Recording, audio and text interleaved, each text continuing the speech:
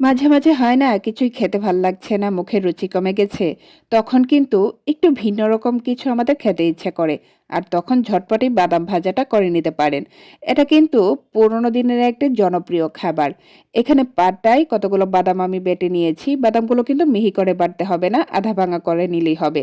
আর কড়াইতে পেঁয়াজ এবং রসুন কুচি, সেই সাথে ১ চামচ করে আদা রসুন বাটা আমি ভাজি করে নিয়েছি। আর সাথে দিয়ে দিচ্ছি হাফ চা চামচ হলুদ গুঁড়া, মরিচের গুঁড়া, ধনিয়া গুঁড়া, জিরার গুঁড়া, দুটো তেজপাতা এবং কাঁচামরিচ তো আছেই।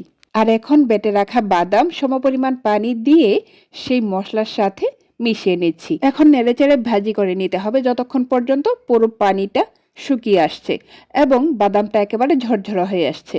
এই যে দেখুন আমার বাদামটা কিন্তু ঝরঝরা হয়ে এসেছে এবং খুব সুন্দর একটি কালার এসেছে। আর এই পর্যায়ে বাদামের দারুণ একটা স্মেলও বের হয়েছে।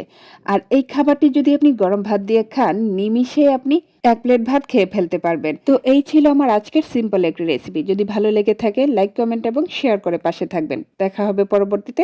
আল্লাহ হাফেজ।